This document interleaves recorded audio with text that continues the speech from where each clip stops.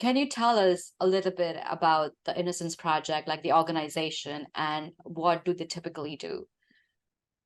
Yeah. So the Innocence Project is a nonprofit legal and policy organization. So our mission is to free people who've been wrongfully convicted and to put measures in place to prevent those wrongful convictions from happening in the first place. And so the first part of our mission is accomplished through the what I think most people see when they hear about the Innocence Project is the post-conviction litigation that my colleagues do that that actually frees people from prison, or Okay. for those who may have already been released to clear their names and to re- return their innocence. Right. And my colleagues and I in the policy department work on federal and state laws around the country, and and our initiatives are designed to either create systems or to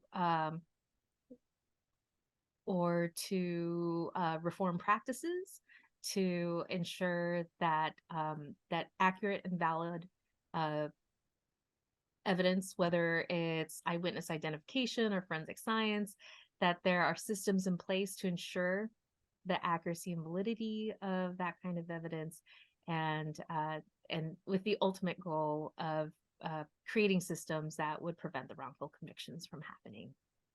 That's amazing work. That's it's wonderful. But how would you select cases?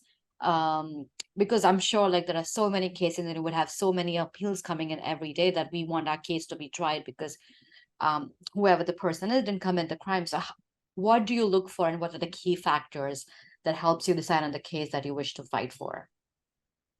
My colleagues in the intake department Okay. do the incredible work of reading every single letter that comes in, Oh, and that's beautiful. I think our rate of letters per month is now down to 200. Okay. And so these are requests from people who are incarcerated, from their advocates, from their loved ones, and they read through every single letter. They send back questionnaires to gather information about the case, and then through the collection of documents and communications back and forth, they begin to build a picture of what the case looks like.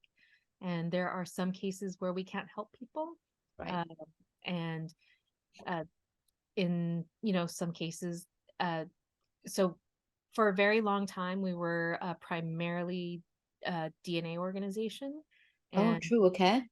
over time we've had cases where there's nothing you can do. You take on a client, and the DNA that was available, that was a part of their case, was lost, was destroyed, or once it went into testing, that the DNA technology at the time wasn't sufficiently sensitive Right. to be able to get down to the single cell. Right. True. Yeah. And um and so uh they have the really hard job of closing out those cases. um and so they present the cases to our post conviction legal department, and those attorneys um become expert in a collection of states where they represent people with claims of innocence. And so they think through what are the different ways that we can argue for uh, can we prove innocence in this Right. case? Right. Because there may be many instances where someone is innocent, but they're just the evidence that could do it just doesn't exist. Correct. Correct. And, and so they also have a very hard job Yeah. of having to evaluate that, knowing that there's a person behind that Yeah. request Right. And who. also like saying no to someone that they can't do anything about it. I'm sure like that's also one of the toughest jobs. Absolutely, absolutely. And My colleagues take client care incredibly seriously, and every single request we receive is from someone who's suffering and they're incarcerated. Right. And regardless of their innocent status, a it's a painful and difficult place to be. Yes, absolutely.